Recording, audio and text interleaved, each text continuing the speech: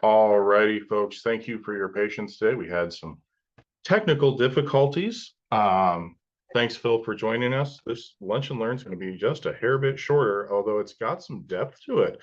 I was just looking through kind of what we discussed, and I'm pleased about the content. I'm looking at the message you sent me here, or I sent you back and forth, and looks like there's a lot going on. So we're talking today about provisional and non-provisional patent applications. And I'll be real frank with you, this is an area where I am out of my depth. As an attorney, I'm saying that. And, I can imagine that our potential clients who come along probably when they have that great idea, that great invention, if I'm out of my depth and I've had classes and coursework on this, they're probably sitting there going, oh my gosh, I don't even know where to begin. So let's start with the basics. I mean, and I guess, let's start with the really basic thing. This is our IP Lunch and Learn podcast. You don't get to get a podcast from an attorney without a disclaimer, all right? So this podcast is for educational purposes only. You should not use this podcast as legal advice. This does not create an attorney-client relationship with you or you and Greenwood Law or you and any other of the attorneys here. We're just talking for educational purposes, and that's it. If you do have a legal issue, you should consult an attorney licensed in your state or before the appropriate agency that can handle your matter. All right, so Phil, let's dig in. What's a patent? Right. Okay. A patent is a legal protection against another. It's a legal protection for your great idea, and that great idea is essentially an invention. Now, inventions can take many forms. So there could be a method of doing something that would be considered an invention and patentable, so long as it's novel, non-obvious, and has utility, and that you're also disclosing how to use it fully, how to make something, what it's comprised of, all those, just the full details of the improvement that you're giving to society. And you take those ideas, you submit that application, you put it in an application to the USPTO, and what you get then is a grant of a patent that is then allows you to exclusively use that or license it, just a full scope of ownership rights that you can benefit from. Okay. Great. And let me ask the next question. We talk about exclusive rights a lot here, but when we're thinking about patents, there are kind of two kind of big picture strategies about how to approach patents. And the first one is to use kind of a provisional patent path, and the second one is to use a non-provisional patent path. What does that even mean? I mean, can you provide some clarification on that? Yeah. So ultimately, when you're thinking patent protection, you want to get to the end goal of having that patent. And there's two ways to go there. One is a straight line, and then the other is making a pit stop, as I like to think of it. And there might be several reasons for that. So if you just want to, if you're ready and you're at the point that you have all your materials together, sufficient to prepare the application, and you're feeling pretty confident that you're going to get that patent, then you just go straight to a non-provisional application. And that is the standard application that we all think of to get the patent. However, there's times, though, that we want to merely hold our place in line.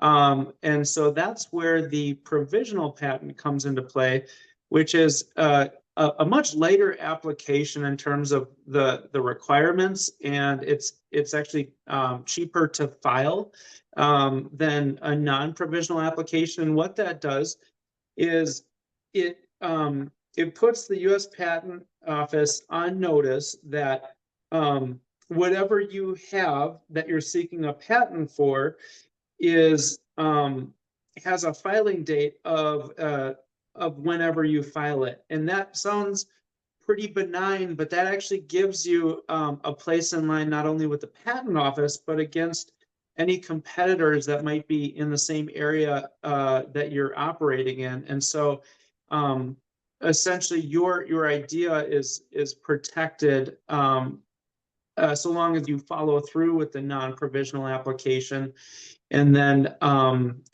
get a grant of a patent.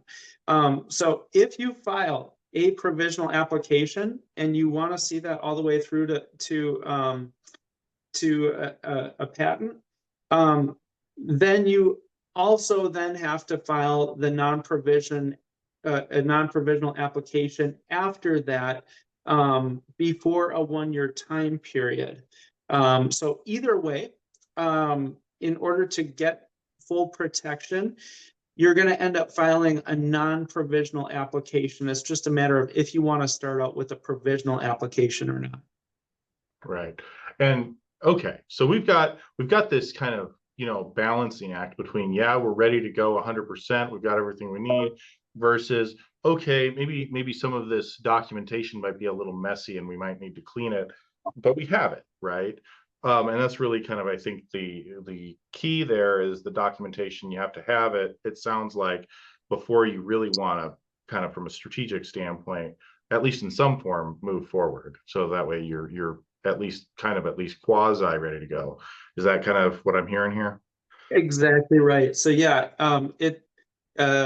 that provisional application might sound like a placeholder meeting, but it's very important to have sufficient detail regarding your invention in that application to start out with, because if it's not, then the patent office won't allow you to go back and claim that filing date as what's called priority, which is essentially your place in line, your number in line.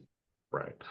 And so here I got some fun patent facts that I did read up a little bit, and I think the first patents that I could find on a website were, I think this might have been the British Industrial Museum or something like that. I don't remember exactly where I saw it, but basically I think they talked about the very first ones were back in some of the Greek city-states or cities.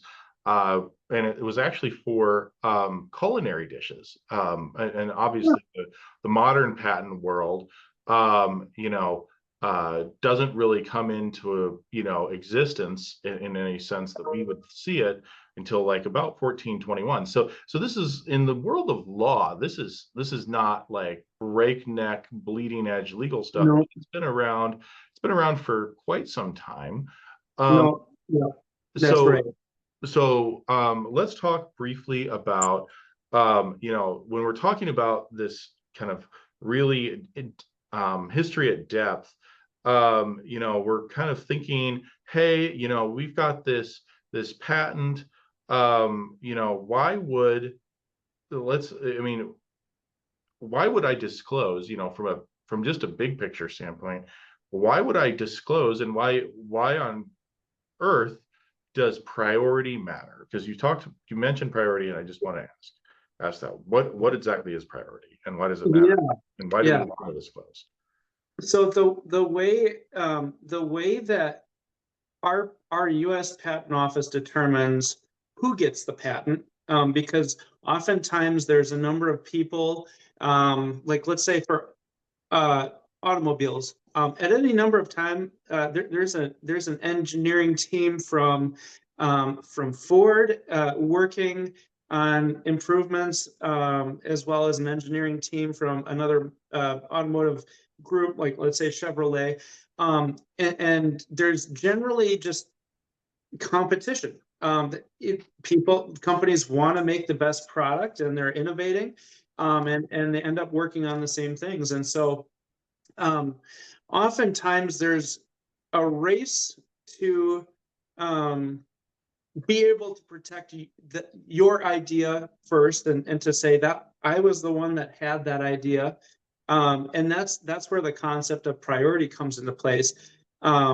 where it becomes very important to get your place in line, because that's what the patent office recognizes as who is going to have those patent rights. We operate under a first to file system, so it's kind of like, what I think about it is like the day after Thanksgiving Day sale, where I mean, there's 5 TVs, and the first 5 people in line are the ones that end up getting it. Same principle here. You want to have your application on file first, as one of the requisites in order to claim the right of that innovation, to be able to then allow exclude others from taking your idea, using it, and making money off of it. So that's, I guess, just a general overview of the concept of priority. And provisional is simply a strategic means to get there.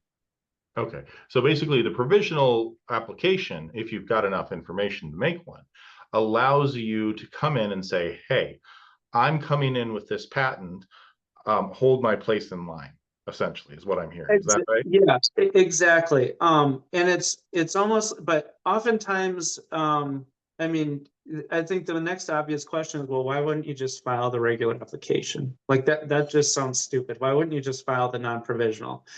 And that's a valid question. That's a question that you every potential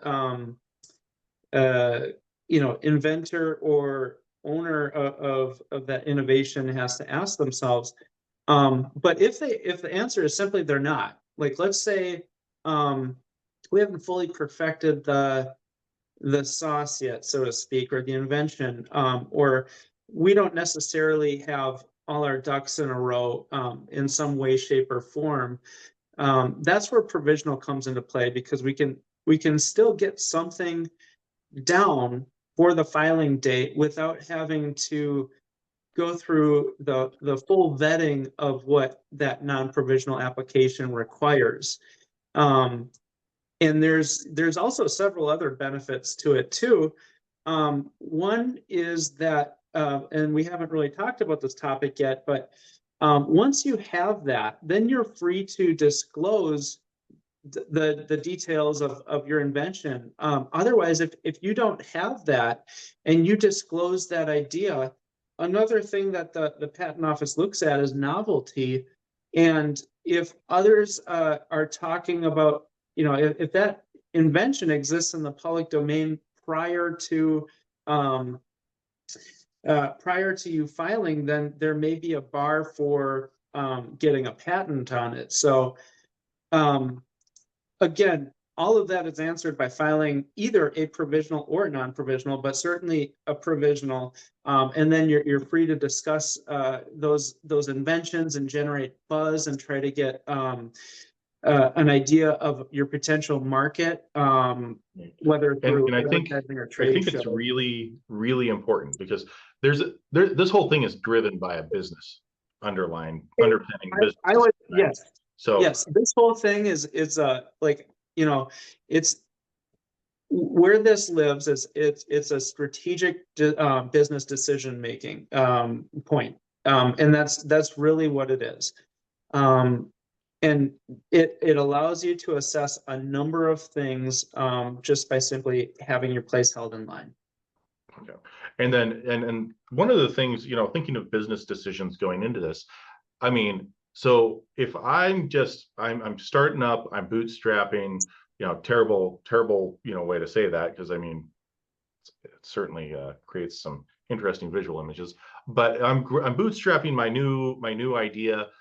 How much does it cost if it's just me? I mean, how much should I be setting aside roughly just for the patent office? I'm not talking about the attorney's fees or the going back and forth, because that's so. I think that one of the things that I've found, just talking to different attorneys who do this work, and inventors who've gone through the process. I worked for a startup company for a while. I had a great time, and one of the things that I found was that our patent attorneys, as I've talked to them or as I've worked with these startups, they're like, look, it's really unpredictable how much the ultimate cost of this will end up being.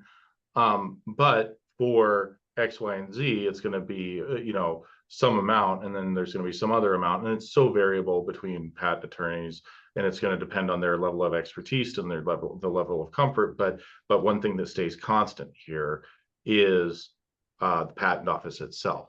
So just for kind of a ballpark, how much money should a inventor be setting aside if it's just, a mom and pop, they've got this brand new idea versus maybe like a big corporation? I mean, for just the cost of patenting.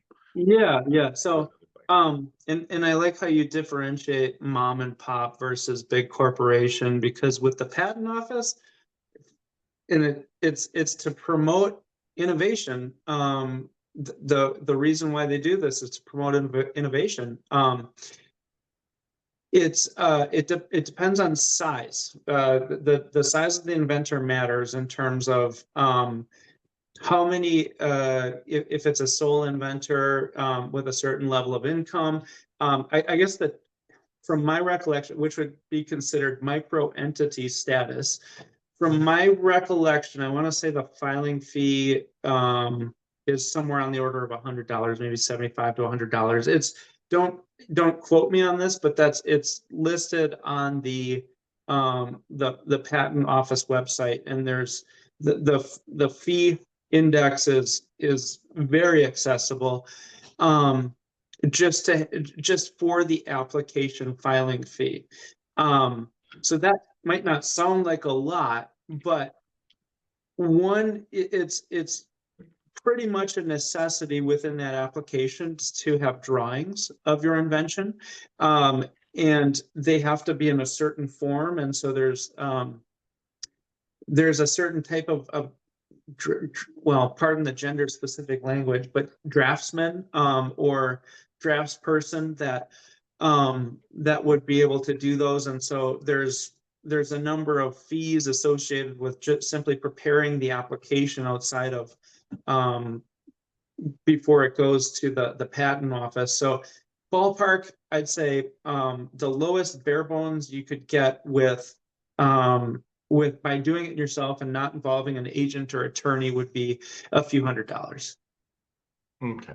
And basically, and one of the things that I've always emphasized is this area of law, to my clients, as I've sent them to an attorney and said, hey, you need to have an attorney, even before we were doing this here, this is such a technical area of law that you can, from an engineering perspective, you can have everything down, but from an administrative perspective, you may not fully appreciate all of the burdens and requirements of filing one of these patents. And so that's been like a push that I've always had is, hey, you should really have somebody who's licensed to practice patent law, pushing this through for you, because it's not like the normal run-of-the-mill thing. This is something that even an engineer can get tripped up on.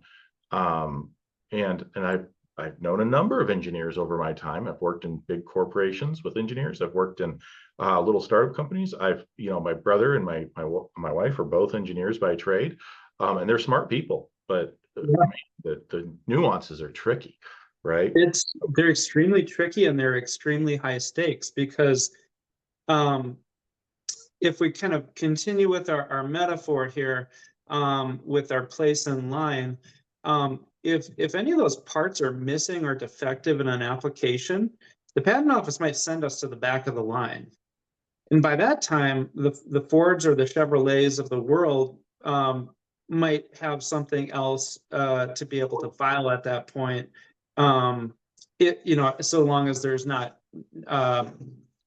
novelty considerations there. But again, that could put your place in line back, which could be very detrimental to what you're trying to accomplish. One example, just a very simple example of this is it touches on the core part of the application. Is there's a whole, I think they teach classes on how to draft claims, which is one section of the application. And a claim is essentially the meat of the application, where you say what your invention actually is. And that's where all the wordplay comes in. And using the word consisting versus comprising, just as an example, could lead, knowing when and where to use it is very important. If it were to be used in the wrong way, that could lead to some sort of rejection of the application that you may not obviously want, and therefore pose problems to your being able to get that grant of a patent. So you really want someone I love this series because we're touching on the whole range of types of IP. This is one area of IP where you really want someone that's trained to do this, to handle it, whether it's an agent, a patent agent, or a patent attorney. And their whole, that's what they do, is to keep an eye out for those nuances and apply them correctly. All right, great. All right, well, we are running out of time here, and I know that you have to get back to it. I know that you're hard at work making sure that the world continues to spin around. Thank you. I will wrap it up here, but my name is James Greenwood. I'm an attorney licensed in Iowa, Illinois. Phil Schieffer, our patent attorney and attorney licensed in Illinois, is with us today. Again, this is a podcast or webinar for educational purposes only. Thank you for joining us on our IP Lunch and Learn series. If you have any questions, you can certainly feel free to reach out. Best phone number for us is 855-528-6022, or you can email us at web@greenwood.law. Thank you so much for joining us today. Goodbye. Thank you. Thanks.